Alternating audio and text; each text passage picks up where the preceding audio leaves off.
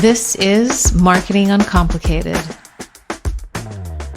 All right, welcome back to the show, everybody. I have a special guest, Monagreen, who is a speaker, coach, investor, and artist defined by her curiosity and her capacity to help others self-realize and become more intentional and joyful contributors to society. And we'll dive into all of that because she is the epitome of all of this.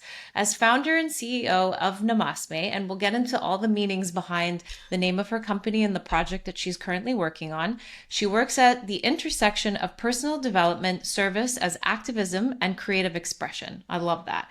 As a speaker, she has shared her message on stages, the likes of the U.S. House of Representatives, the Harvard University Faculty Club, and the U.S. Department of State, and has been featured on all major news networks and in publications including the Washington Post, Parade Magazine, and Teen Vogue. Selected by the Obama administration as a leading changemaker in the fight towards gender equality in 2016, Mona has since then focused most of her career on empowering women, when we need a lot of that today. Most recently through Maua, a program designed to help women heal their relationship and money through what she calls matriarchal resource management, and we'll also dive into that. She was born in Bogota, Colombia, speaks 4 languages, has lived in 12 countries, and currently resides in Buenos Aires, Argentina. Welcome, Mona. Hello, hello. Thanks for having me. This is very exciting. Super exciting, and I can't wait to dive into all of this. So let's start a little bit back and talk a little bit about how Namasme was born, and really what was that light bulb that kind of sparked the energy to shift towards this direction. That's a great question. And it does take us back quite some time because this was over a decade ago now. But um, I would say it was a natural progression towards coaching for me. From a professional perspective, I dipped my toes into everything from pharmaceutical sales to technology marketing to food manufacturing, entertainment, television hosting, finance, always following my curiosity. I've never been somebody um, who needs to stay in a situation that intuitively doesn't feel right. And so whenever I would get to a new gig, figure it out, see that it wasn't quite the right fit, I would jump ship to try to find what the thing was. And it wasn't until I want to say 2013, 2014 that I went to Burning Man with a camp of First time French in and 2013. first time ever, and with a camp of French and Moroccan engineers. And I realized that I needed to leave the US, that there was a part of my soul that wanted something else, but that I needed to create something that would travel well. So I needed to create a company that would enable me to have a more mobile lifestyle. And at that point, I'd already dipped my toes into all of those other industries that I spoke of. And I couldn't think anything was the right fit until I actually met somebody the weekend after coming back home from Burning Man who was a coach. And I had never heard about coaching. Um, I invited her over to my house for tea. And lo and behold, she ended up being the younger sister of one of my best friends in Bolivia when I grew up there in the 90s. And so we had Yeah. known each other. So it was almost as if the universe was bringing us together to show me that there was this other career path available. And um, I quit my finance job at the time and never looked back because it's held my attention ever since. Humans are fascinating creatures, and every person that you work with is an entire universe within themselves. And so I've never gotten bored. I love Hmm. it. I Yeah. don't think you can get bored from the coaching world and the sphere of that, right? I mean, I think there's just so many layers and so many onion peels that you can just keep, uncovering and just, digging in deeper until you get to a core. And even when you get to the core, what is that core and what does it mean for each person? So tell us a little bit about the coaching Namasme, and like who were your typical clients, and walk us through sort of, the practice in terms of, X person comes in through the funnel. How do you set them up? What are they dealing with? And so on. Okay. So for me, it's changed quite radically in this last decade. I started off, and for the first 7 years of my practice, focused mostly on coaching. And I started in Washington, D.C. I didn't, I had signed up for coaching school, but I was eager to get myself to Paris as soon as possible. So I actually had a little sign made that said, "The life coach is in, have a seat." And as I was building my site and the company and doing all of the back end paperwork, I would literally go from cafe to cafe in DC with my little sign. And so random humans would pass by, kind of Yeah. be like, "Is this a joke?" I was like, "No, have a seat." I had no idea what I was Yeah. doing.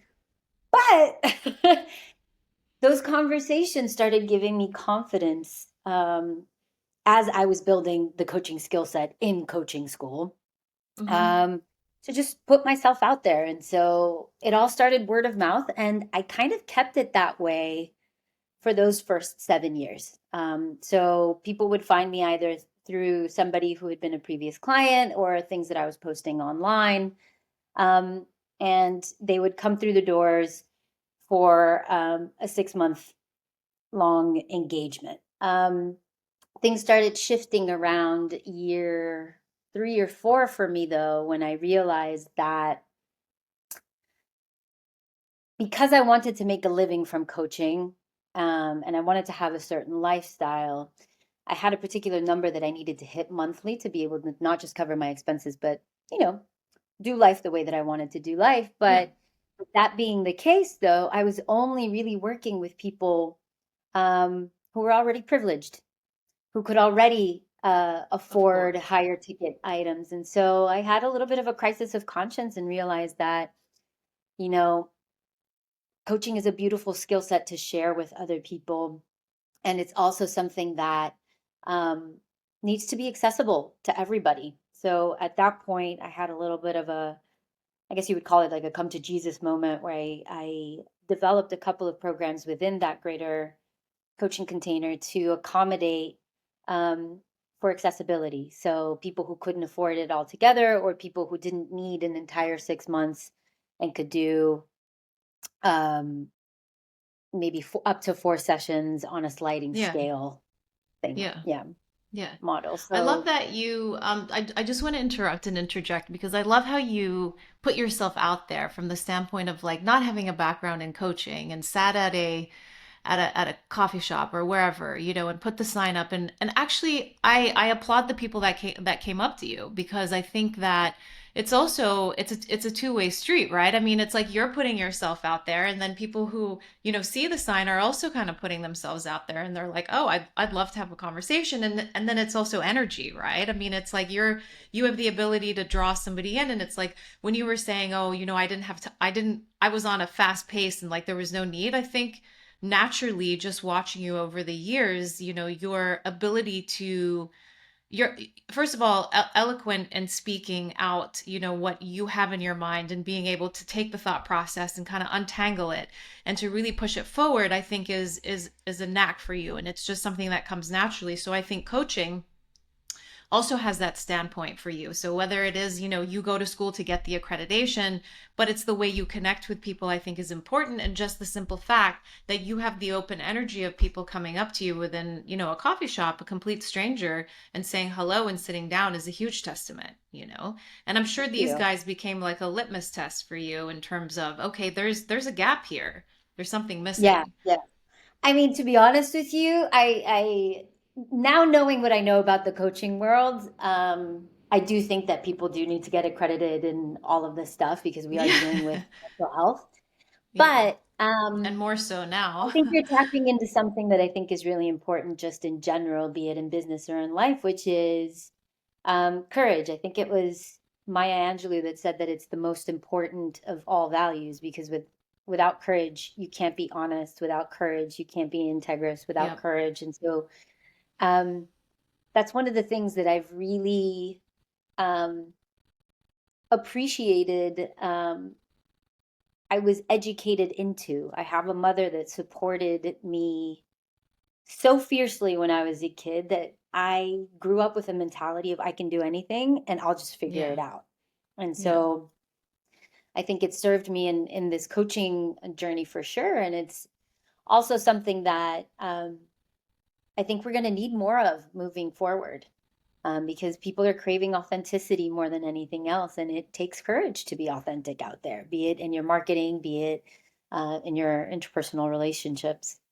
Yeah, I mean, be it for yourself, right? I mean, just I love that totally. you say that your mom supported you fiercely, because I think it really kind of gave you the space, and as you grew older and kind of dipped in, and I think I'm very similar in that sense as well. It's like if something didn't serve me, then I was out, right? And I wasn't going to waste another day to, because it's my life, and it's like this is, whatever you do for work is what, 80 to 85% of your day to day. And if it's not making you happy, then it's the complacency. So you goes back to that whole courage and that statement of pushing out. And it's really not pushing the boundaries. It's really kind of making that decision to kind of walk out and move forward. Yeah, and to let things be what they are. Let your truth be your truth. Let what's in Yeah. front of you be what's in front of you, and not be afraid to meet life wherever it is. Yeah. You know, I've had many moments in my personal life and career where I have been at what you would describe rock bottom. But I remember the last one, which was actually the point where everything for this new direction that my company has taken was like actually was created. That moment was the moment that I realized that, you know what, rock bottom's a really interesting place because you're not in the free fall anymore. Yeah. You can stand on rock. You Yeah. can You've build with landed. rock. You Yeah. landed, right? Yeah. And so there's a stability at rock bottom It's true. that is that is actually kind of great. And Grounding, you're like, well, dare we say? right, absolutely. And so Yeah. if it cannot get worse, Yeah. fantastic. It can only get better. And so there's a mindset shift that happens in that place that's really beautiful. In this case, for me, I was 7 years into coaching. I was getting the 7 year itch. It's like, this is starting to feel a little stale. I don't know. I want to switch things up. I was in a serious relationship. The relationship didn't quite feel like the thing, but I kept trying to convince myself that it was the thing because there's so much about it that was right. You know, it was an Yeah. amazing person. We had a beautiful life together, but my soul was like, hey, lady, it's not here. Yeah. And I just could not continue to ignore it. Um, Yeah. and so I had one of these moments where I was like, oh my God, I'm about to blow up my life. There's nothing wrong, but I'm Yeah. about to blow it up because I'm willing to bet that there is something more for me here in this Yeah. life thing.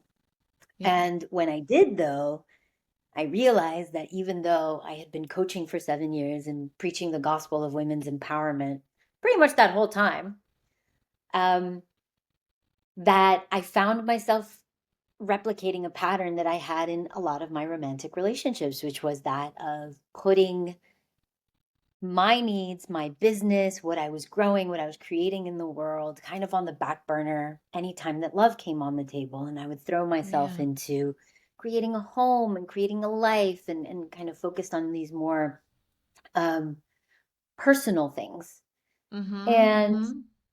I saw that that was the case financially. You know, I had kept the lights on in my business, but there was a reason why things got stale. It's because I wasn't growing. Yeah. And so I had a moment where I said to myself, okay, never again am I going to find myself in a situation where I don't continue to nurture and grow myself as an individual, even within a romantic context, right? And I realized that I had been neglecting my financial health.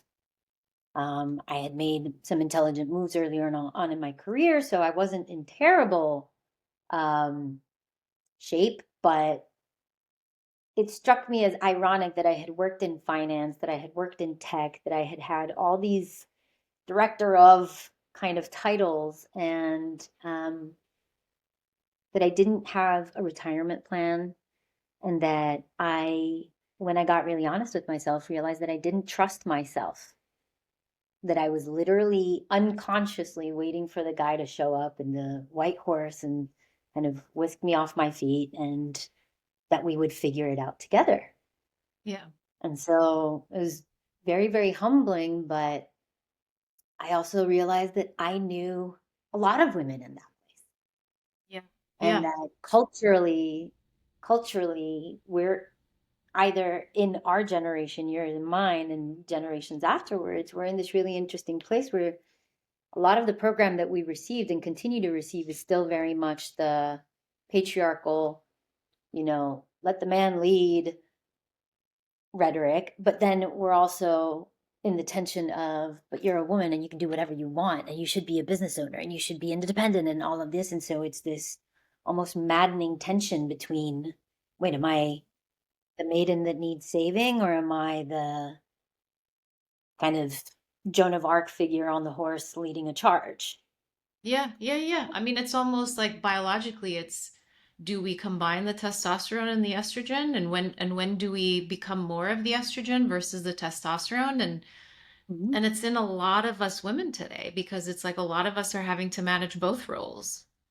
Well, exactly. And I think it speaks Yeah. to also where we are as a species, where I think we are in a point in our planetary evolution as a species where, this whole idea of masculine and feminine is great when you're talking about energy, but not so much roles. I think, Yeah. and I think it's really important and imperative for us to integrate both, Yes. because we have a society where we haven't empowered women in the way that we have empowered men. But in our empowerment of men, we've also defined power as domination rather than um, the use of kind of directed energy towards something healthy. And the only way that we would get to that point would be by integrating the more feminine principle into this idea of Yeah. power, Yeah. right? So Totally. power in the name of life, power in the name of love, power in the name of um, health, not Yes. just Yes. more. Mm-hmm. Yeah. I love when you talk about because I think a lot of women, and especially like in our generation, like the millennials, I think we're obviously the last generation to not be born into social media and obviously experience what life was like before. We're also the generation that is, as you mentioned, unlearning the culture that we were born in, because I think that the kids after us, the parents, I think were a little bit, they approached parent or raising their children in a different manner, in a more, I don't want to say open-minded, but it was like I think there was trauma from their parents, right, that they were also unlearning their own culture and their own values that weren't necessarily their values, right? But it was like, oh, but that was what your parents did, so that's what you're going to do. And I think we're the generation that's kind of trying to shed that a lot, right? And it's so confusing because I think we're also the generation where there was this boom and rise of like empowerment of women, but it became even more so than what happened in the 70s, right? I mean, it just kept growing at an exponential speed that I think, and I love it because you said, I was waiting for this knight in shining armor to come. And sometimes like I even catch myself saying, I thrive when I'm single because there isn't all these other like emotions that are coming in, right? That can disrupt, Right, my goal towards thriving and veer me off, because right. we're But emotional that beings. totally, but that to me speaks to the integration piece that I was talking about earlier, Yeah. because just like we're seeing now a generation of parents that are doing things very differently from what we experienced, the Yeah. pendulum has swung the other direction where we also have kids running households. Yeah. And so I think right, I think we need to find that middle road a little bit. And to me, that Yeah. middle road is, how do we integrate the masculine and feminine principles, getting out of this idea of the role of masculine and Yeah. feminine, degenderizing the whole thing. I like to talk about this in terms of yin and yang, because I love that when you think of the yin and yang symbol, what creates the balance between both is the dot of the other in the middle. Yeah. The gravitational center of either the white part or the black part is the other dot in the middle. And so, in order for that to be harmonious, you need to be integrated. So, it's how can we get to the point where we as women feel empowered, independent, and ready to do whatever it is that we want to do in the world professionally and build, while also not thinking that that is in competition with these other things that we've been taught to develop and been socialized into, like caring, Yeah. you know? Yeah. Yeah. I love Yeah. that. I love that. So, Namasme, tell us a little bit about the naming and what came, how was that born? It came to me literally the first time I sat in meditation and asked for the name.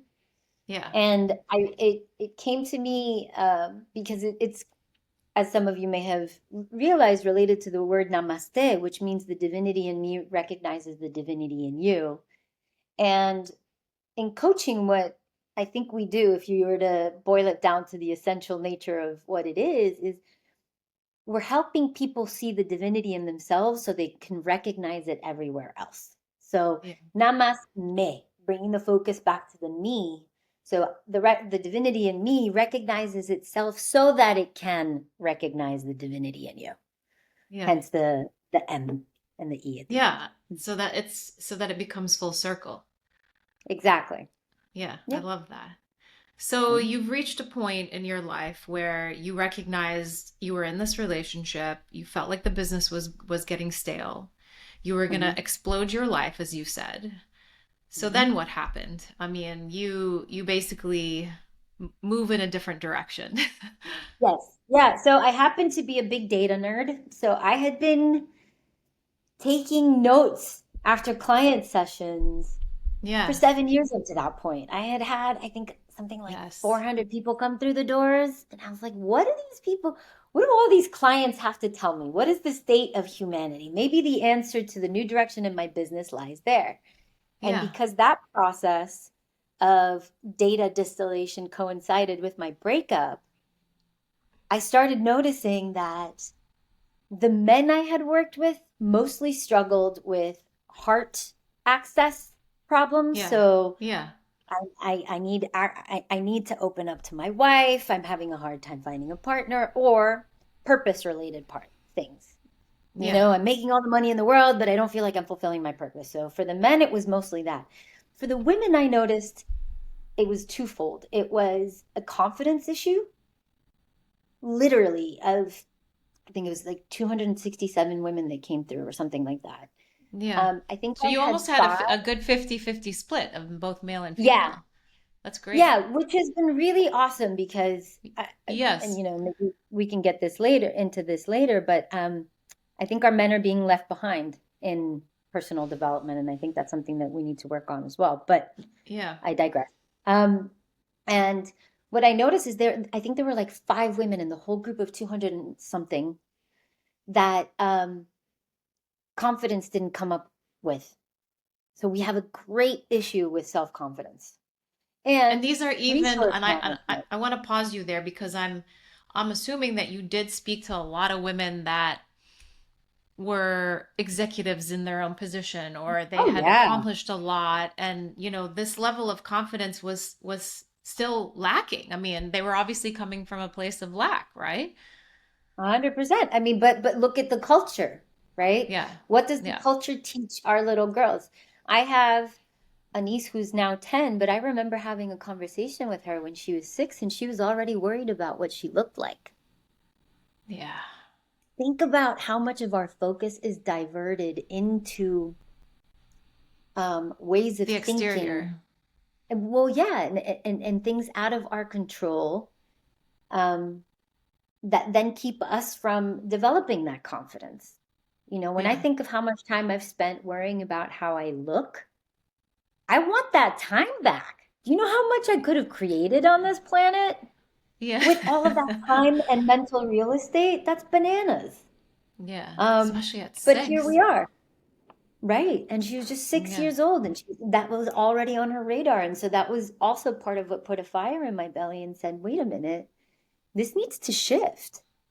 And a big pattern that I saw in this data distillation process that I was telling you about was also not just this lack of self-confidence, but a but a lack of trust with resource management. Yeah. A lot of women weren't leaving bad relationships because they were afraid to start to be on their own. Um, Women didn't trust themselves to manage their resources in that they could grow them. The ones that were best positioned were ones that were either outsourcing their investments or stuff like that, or just focusing on saving alone. But there wasn't this chutzpah that you see, that gets programmed into our men of go, you can do it, take a chance, go, risk it. Yeah. I wasn't seeing any of that. And so I said, why is that? And I used myself as the guinea pig. And I said, okay, I'm a highly educated, at this point, 37-year-old woman. Why am I here? Why? Because all of my conscious programming was, oh, I'm an empowered woman, blah, blah, blah, blah, blah. But when I started going deeper and deeper, I noticed just how disempowered I felt. And Yeah. so I realized that it was a conversation that took place in kind of 5 different pillars.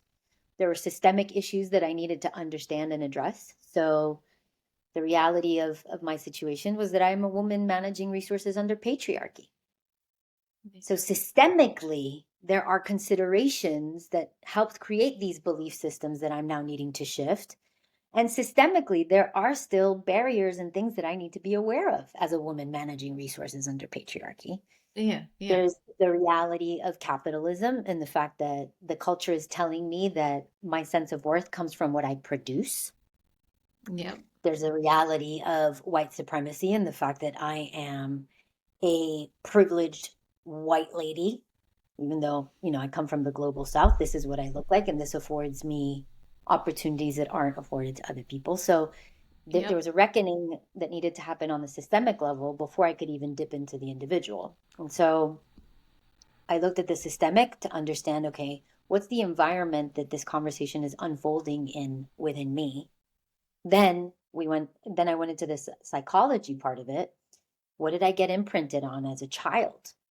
What's my inner critic like? How can I identify it? What beliefs do I need to change? Then I started getting deeper into the conversation and realizing that money is more than just a psychological conversation. It's not just a mental thing, it's also a spiritual thing and an emotional thing. So, what would happen if I treated this like I do the rest of my life, which is as something sacred? What would it look like to see money as this ally in my life that has a sacred quality to it? What am I feeding and nourishing with it? Because at the end of the day, money is just the result of my life force going into something, right? So there's a spiritual component. Then I realized that, after 7 years of coaching at that point, you realize that unless you incorporate the body into healing, it's just mental gerbil in a little wheel thing. Cogwheel. Yeah. Yeah, exactly. And so I said, how can I incorporate my body into this journey? And so I did some somatic um, practices to enlist my body as an ally in the shifting of this conversation around money. And then finally, I just did a revisit of everything that I knew about personal finance so that I could not just change the energy behind it and the thoughts and the beliefs behind it, but also, okay, how do I do this? I wasn't in Yeah. debt at the time, but it was like, okay, how do I invest as a first time investor in the stock market? What does it look like to have a retirement plan starting at 37? Yeah. Um, and so that's what I teach now. The journey that I Yeah. walked myself through is the journey that I've been walking other women through for the last 2.5 years, which is what I'm working on now, which is called Maua. Hmm. Yeah. It's interesting how the financial part from the beginning of your career is kind of coming full circle back into your life, but it's coming Totally. into a more less kind of, hamster on a hamster wheel world, as we all know, working those jobs, but kind of really coming into a more softer, spiritual, let's get connected to where our lack comes from, or the understanding of, to your point, not knowing where to start or where to be guided because the environment doesn't provide it for women, like at all. No, no. Yeah. And luckily that's changing, but I think a lot of traditional finance, and this is, my journey has been very much an exploration of this thing, which is, okay, being somebody that is relatively conscious in the sense that I'm always looking to be better and always looking to be healthier and very wellness focused, I realized that traditional finance teaches us to be very extractive of Yeah. ourselves, and growth for the sake of growth is not interesting to me because I know too much now. Yeah. I know about capitalism and the pitfalls. I know how so much of our planet is hurting because of this untempered desire for more. So I had to sit with a deeper philosophical question, which was, okay, Mona, you're going to help, quote unquote, empower women, but what does that actually mean? Because the Yeah. last thing I want to do is empower a legion of women to continue doing what everybody out there is doing with traditional finance, which is just literally continue to decimate this planet. And so, Yeah. how can I grow a portfolio, take care of elder me, while also investing aligned with my values, but not just over indexing on money as this only resource that I put all of my other resources at the service of? And that's where this idea of matriarchal money management came to the table. Yeah. And so, I said, okay, I'm big on anchoring with people. And I said, okay, who's the you that has to come to the table to do this the way that you see is possible? And I said, oh, Yeah. well, it's grandma me, it's matriarch me. I don't even know if I want Yeah. kids anymore, but the energy of the grandmother, of the matriarch. And I started contemplating this idea of the matriarch, and I realized, unlike with CEOs or kings and queens, matriarchs aren't, it's not a role that you are given. The matriarchs I know and have experienced are power centers because of the qualities that they carry. There's Yeah. the lady in the village that everybody knows that if you have a problem, you go to her house, you have a cup of coffee, and by the time that you're out of there, you either have the problem solved or you have a connection to somebody that can help you solve the problem. Yeah. That lady. And I was like, okay, Mona, how do you become that lady? And I realized, and I just played back a lot of conversations that I had with women like this. I realized they were very practical, they were very resourceful, but they also weren't trying to do all the things all the time for everybody outside of their village. They had this mentality of, let me take excellent care of what's here before I think of going further. And so it was Yeah. this beautiful holistic approach that makes a lot of sense to me. What would happen if all of us, instead of getting so carried away in our pursuit for more, if we sat down to first define what enough is Yeah. and how to get there in a way that didn't necessitate us to sacrifice our health, our family, our time, our well being for the sake of more? Yeah. Change everything, right? And Yeah. so I said, Totally. okay, yeah. So we got to start thinking more like little old village ladies and less like Wall Street guys. Yeah. I love this. I have a question, like when you were looking through the data of all of the 7 years of like everyone that you had come through, and the main thing that was popping out was finance, but what was the main theme around finance? Was it, because obviously Maua was born like from this, and so like I almost want to hear like how you addressed it then versus obviously you've evolved and how you're addressing it now, if that makes sense.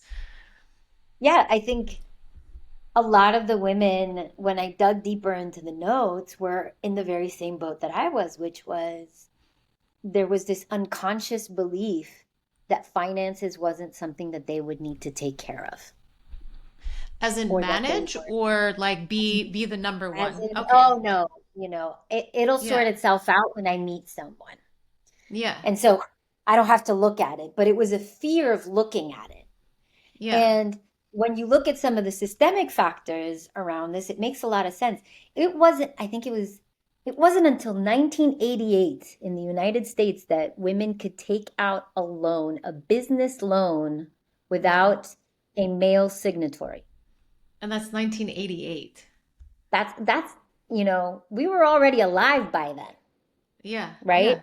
And so when we think of that, this lack of confidence and this lack of trust in self isn't just because we're not confident in ourselves. It's also because from a historical perspective, we don't have a lot of examples of things being done differently. And so Yeah. what I find really exciting about what I'm doing now is I consider Maua to be a lab. I've been beta testing this thing for 2.5 years as I Even continue longer, in my learning. opinion. Yeah. Yeah, yeah. Oh, Yeah. 100%. Yeah. But it's because we don't have these role models. And so we're trailblazing and running into all the walls and things that you do when you're Yeah. initiating something, but um we just don't have those reference points. And so we're the generation in charge of creating those reference points, which I find really Yeah. exciting. Yeah. So walk me through. I contact you and I'm like, okay, I'm without obviously giving away too much of, the secret sauce because we want to keep that intimate in terms of, when somebody begins to work with you. But I guess walk me through a little bit about how, you begin the work with somebody and, what does that look like? Is it a series of X amount of months? Is it, workshopping with them, uh, putting them in touch with, somebody that can help them like invest or walk us through a little bit about the process end to end. Great. And there is So no the end because it's team, obviously an ongoing thing, right? yeah, yeah, but it is a container. So the structure follows the structure that I mentioned before that I followed personally. Um, Yeah. and so we begin with an exploration. So it's a 25-week long program, small groups. Um, for this final beta, then it's turning into an evergreen. Yeah. But we start with a systemic conversation. And within that systemic conversation, we also tap into what I consider to be the OG matriarch, which is Mother Nature. So part of what I Yeah. studied trying to figure out how to do this more holistically was biomimicry, which is the discipline that teaches you nature's design principles. So, how Mm-hmm. does nature solve problems? How does nature design solutions to resource management issues? And so we dig our feet into um, nature's principles to understand and to begin seeing ourselves and this whole conversation from the get go, not as putting money at the top of a pyramid and putting everything towards all of the other resources towards that, but considering ourselves a web of resources, money being one of them. So we have a very ecosystemic approach. Once we do that, then we get into the structural things like the patriarchy, capitalism, white supremacy conversation so that we can contextualize the environment that our individual conversation will take place in. Yeah. Then we get into the psychology, spirituality, somatics, and practical science, practical finance portions of it. And we meet once a week in order to do that because there's a lot of value in also sharing. One of the most healing things that I've ever seen is what happens in a circle of women when they just start sharing what their experience like, and you literally start seeing people's facial expression shift. Their shoulders get a little bit lighter because they realize that they're not alone. So I love this group approach to this particular conversation because two of the biggest energies present in this conversation for women I have found to be grief and shame. And I find that both grief and shame, when spoken to in a group setting, are released in a really beautiful way. So this group um, sharing has a very cathartic flavor to it. And then once we get into the more practical finance part of the conversation, I've actually developed a bespoke personal finance management tool to help um, our ladies figure out how to track their spending and what their spending is telling them about their emotions. We teach them how to save, how to budget. And then once we get into the investment part of the house, we look at it also from a holistic lens. We do it in a three-part process. We look Yeah. at traditional investing. And so that's, how to invest in the stock market, real estate, et cetera, but more consciously. So how to do what's Mm-hmm. currently available in a better way. Then we go into, okay, what are some of the disruptive options that are already available for us to do things differently and not just buy into this hamster wheel that we were talking about. So that's where we talk Yeah. about stuff like crypto, smart contracts, DAOs, donor advised funds. So I make them aware of what's currently available that is disrupting traditional finance. Yep. And then we get into the third part of that conversation, which is kind of just really grounding into the fact that we have no idea what's going to happen. Yeah. So many industries are going to be disrupted by AI in the next 3 to 5 years that I think it's cute for us to project any further than that. Yeah, that's true. And so this is where we come back a little bit to the biomimicry piece, which is okay, don't just think of yourself as an organism, think of yourself as an ecosystem. Don't just think of yourself as somebody who produces cash. Think of yourself as somebody who has to also account for her energy, her time, her network, her skill sets, and everything. And it's like, how can you best position yourself knowing that uncertainty is a real thing to be in the best position possible when that uncertainty arrives, right? And so it's almost like a repointing back to, hey, work on your other resources as well. How can you Yeah. nourish Yeah. yourself better? Are your relationships getting the attention that they need? Because I know a lot of people that are like, oh, we're just going to buy some land and all move in together. And it's like, okay, well, we should probably figure out how to get along really well before we do that. So it's like, should we So invest in an nonviolent internal war doesn't communication happen. classes? Yeah. Well, exactly. And so Yeah. it becomes that greater resource management conversation at the end of the conversation again. Yeah. No, I love that. And I love that you also talked about what is your spending habits tell you about your emotions? Because I think, women are Woo. very emotionally like, charge happy. Oh, For I mean, we're taught to be. It's like you got your feelings, just go shopping. It'll make you feel yeah. better. Sure, you Yeah, get the totally. dopamine hit, but then it's like, oh wow, I have no retirement plan. Ah, Yeah. right. And so it's Totally. No, I was just about to say, I mean, I have a lot of friends, some of them that are, in really like high positions. Like I have a friend who is a surgeon and her money would come in and she wouldn't know where it went. I mean, because her husband was managing it and then they got a divorce, right? So and she was the breadwinner. yep. So what do you do And at that point? well, what's interesting and what I have found absolutely fascinating about these last 2.5 years that I've been beta testing Yeah. this is I have women with millions in the bank taking this course, and I have women that have indebted themselves to be able to take the course, right? Yeah. Yeah. And you would think that their experiences are completely different. It's the They're same. not, because it's not about the money. I love thinking of money as a relationship for that reason, because, and it's actually one of the cleanest relationships that you'll ever have. Think about it. If I am in a relationship with you, Sasha, right? And we consider this metaphor of the mirror, right? Yeah. In our relationship, I'm subjected to your traumas, your previous histories, your imprinting, all of that stuff makes its way into the mirror that you mirror back Project. to me. It's the Yeah. image that you project back to me, right? With money, it's completely neutral. So everything that you experience with money is you reflected back to yourself, where Yeah. you're not careful enough, where you maybe, blow it all in one go, where you're afraid to actually step into your power.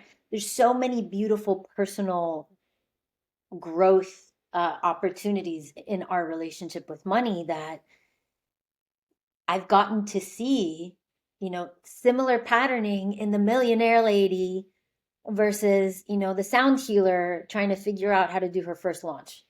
Yeah. Same program, very different expressions. Yeah. Yeah. Incredible. It is so Mhm. crazy to see how it all just kind of like converges into the same direction, right? And then it's just like we're not at all different in that sense, in terms of how we behave towards things, or how we're moving towards things, or producing, or whatever it is, that it is almost very similar in so many aspects. I do want to go back because I don't want to not touch on this, because I think it's a very important topic, whether it be important for personal relationships, whether in the professional world or not. The concept of men being left behind, and the shift that's happening, because I think it also ties back to the this big push of how women are growing, but then it's like, is there a stagnation in the other direction, right? And like, what are we doing about it? And then this tug of war between the rules and the non-rules. So let's dive into that a little bit, and your experience, just because you've had a good 50% split in your coaching, and then I think just your experience in general with the two different sexes. So Yeah, that's a beautiful line of inquiry. Thank you for that. Yeah, and I actually did a test group of 8 men through this matriarchal money management yeah, program. amazing. Um, and part of my advocacy for men comes from that specific experience, because we have to think about what messages the culture is giving to both men and women right now. So Yeah. we have been on this women's empowerment feminist train for some time now. And so, as part of the culture has already made it okay for women to be empowered, right? We're not quite there systemically, but from a messaging standpoint, little girls are hearing more, you can do it, go for it. Where are we messaging to men that it is okay for them to have emotions other than anger? Where are we messaging to men that care is important? Where are we messaging to men that they are more than what they produce? Hearing some of these men share about what it is like to be a man under patriarchy, and the pressure that that entails to have it all figured out, Yeah. and the loneliness that ensues because we don't teach men to talk about their feelings. We don't educate them with emotional vocabulary, because from a very young age, we teach them that boys don't cry. So they are They're being not left behind. emotional. Well, Yeah. exactly. And so they're being left behind from an emotional and psychological perspective, where women are taught to just thrive in that way, because that's what we tell our little girls to do. We tell our little girls to care about others, oftentimes to their detriment, because they become people pleasers. But where do we have that in the culture for our men? We don't. No. And so I'm really heartened to see within the coaching industry the rise of men's groups, and of men starting to realize that this question of patriarchy isn't men versus women. It's a systemic issue that hurts everybody, and not just men and women, people who also just don't identify with either gender. It's just this paradigm of domination over everything else that just is not life affirming and life sustaining. And so Yeah. our men are being left behind because we're not creating the equivalent of what we've done with women in their financial empowerment in the emotional department for men. And so we're seeing suicide rates skyrocketing with men. We're seeing from an educational perspective, they're also already being left behind. I think for the first time ever in the United States, single women own more houses than single men do. Mhm. And so there is a discrepancy that I think also just scares me a little bit, um, because we're not filling that emotional education hole with resources and programs for men. We're getting an increasingly large number of men being angry and lashing out because of it. And so we're Yeah. seeing an increase in violence and frustration because there's not a healthy outlet for men to learn how to deal with their emotions. Most of all the crime that you see in the United States, especially today, like, when was the last time you saw a shooter who was a woman? I can't think of one mass shooter that was a woman, Yeah, right? And so it's not at they're all. falling behind, but because the culture is not supporting them, it's not an issue of um, character or willingness. It's when we're giving men the definition of man via Hollywood to be the dude with the AK-47 saving the world and killing Yeah. things as the only flavor available, we're doing a disservice to everybody. Yeah, totally. Hmm. Absolutely. And like and that's why I wanted to bring it up because I think it's important that, men who are executives, have a group that they can lean on and talk to about, the stresses from work, the stresses from family, the stresses from life. And the same for women, because on one hand, you have the women who are the ones that want to communicate and the emotional ones and are clawing at the men that don't know how to communicate and express their emotions. And we're like, give me more. I need to hear this from you. And it's also the difference between a great leader in a startup, or in any kind of company, right? Versus um, a non-communicative leader and that kind of thing. So I don't think that it just boils down to the effectiveness of personal relationships, as you and I both know. I mean, it's all around, right? So yeah, And, yeah, and I think, one of the most enlightening things that I do in my work in Maua is when we talk about patriarchy, we don't just talk about all the things that patriarchy did to us. We talk about how our own internalized patriarchy contributes to the problem. yeah, And so you're talking about, women clawing at men for more. I need more of this. yeah. I need more of this.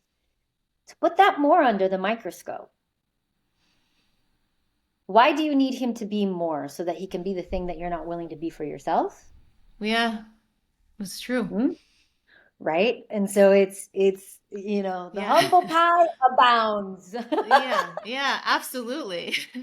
Yeah. That's so Yeah. true. And Totally. conversely, in the coaching that I've done with men all these years and in that small group that I mentioned earlier, um, I've felt incredibly privileged to be trusted with men's internal worlds. Yeah. That has taught me a lot about how to be a better woman in my relationship with men, as a sister, as a friend, as a romantic partner, as a business colleague. Yeah. Um, it's just widened the scope of what I Even see now. further. Yeah. Hmm. Wow. This has been unbelievable. I just want to so the meaning of Maua. Tell us a little bit about Hmm. that, the birth from Namasme. Oh, honey, that is such a that is such a juicy story. So Mawa used to be called Bloom. Okay. When I started, I mentioned I've been beta testing this for a long time, but when I started wanting to officialize everything, I realized that one of the big financial providers had a financial program called Bloom, and that from a legal perspective, it was a Yeah. non-starter. And I have a deep, deep spiritual practice. Um, I'm kind of like a closet witch lady. Yeah.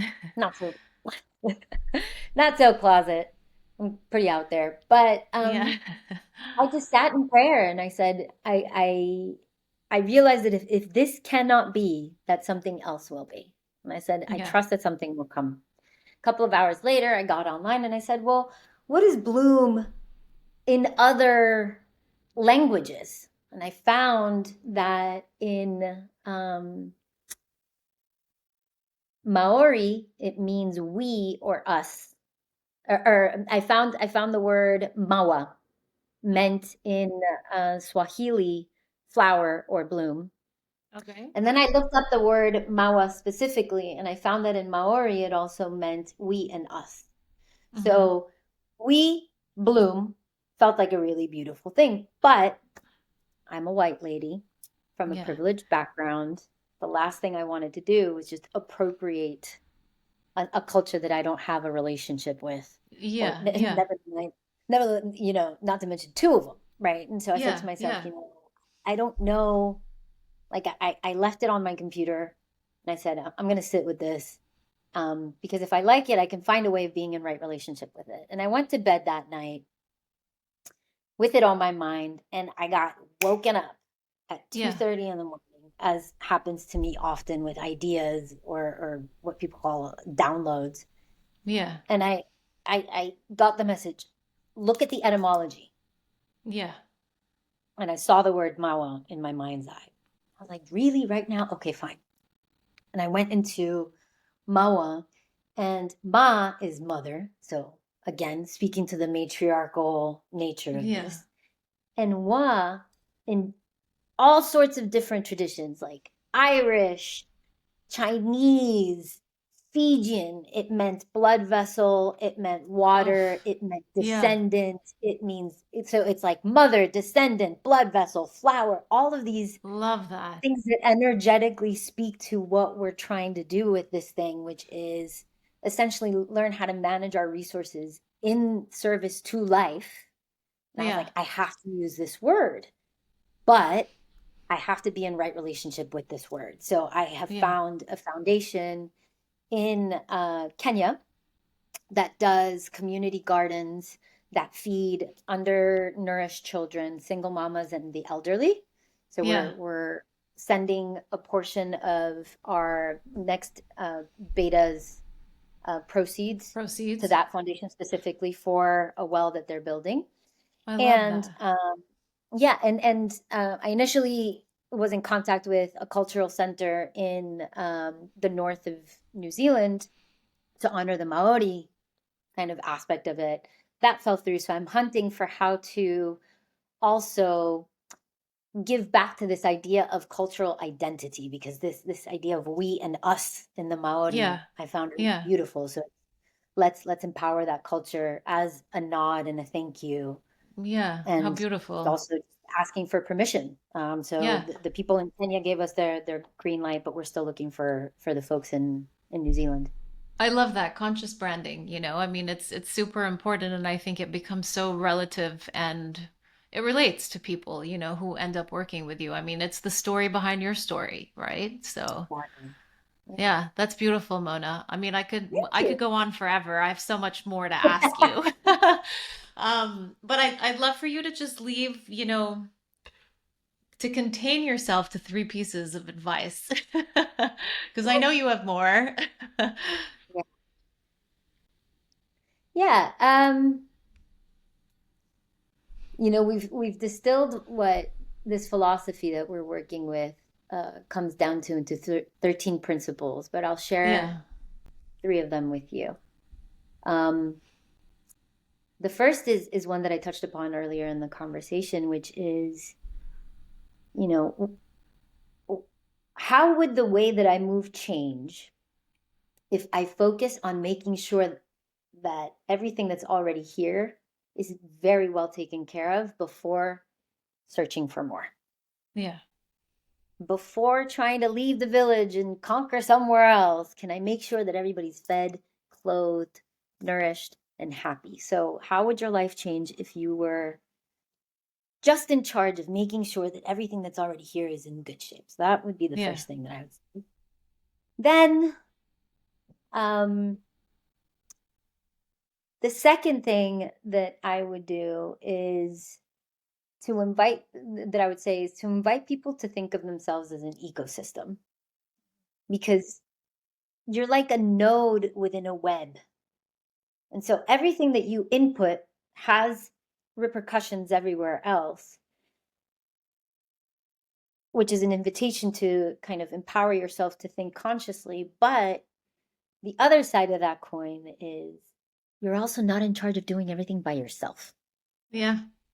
You're in a Very web, true. you're a Yeah. node. There are others. And if that means you have to get better at asking for help or communicating your needs or whatever that is, I would encourage you to think ecosystemically and say, okay, I'm not the answer to everything, but everything I do means something and has consequences. Yeah. And then the third thing that I would ask people to sit with was one of the questions that really shifted my mind, which was, what happens when I shift the question that I'm asking from how do I support the life that supports me? So keeping it me focused, to how do I support the life that supports me? And allow that to be an invitation to see myself less transactionally. So I how don't do I need to support give. so it's So, basically like, how so do I support what I'm putting out to do? And then how do I support that the life that comes back to me in full circle? well, instead, no. So instead Okay. of how do I support myself, Yeah. how do I support the life that supports me? Because the Yeah. life that supports you includes your community. The life Yes. that supports you invites you to think less transactionally. It invites Yeah. you to give, knowing that if you're giving to your community, that somehow the goodness in some way will find its way back to you. That it Yep. doesn't Yep. have to be this direct quid pro Yeah. quo way of doing Yep. things. Mm-hmm. Yeah. That's beautiful. Yeah. I love that. This is Oh, great. thank you. Mona, thank you so much for your time. It's been wonderful. I can't wait to, continue to hear about everything that's going on and to hear about your second beta and then when it's off to the races outside of beta. So I Thank think you're you. definitely on to something. So I Thank appreciate you. it. This has been wonderful. This has been a fantastic experience. Thank you so much. I love this conversation and, happy to do this again whenever. Yeah, absolutely. For sure. We'll do it again.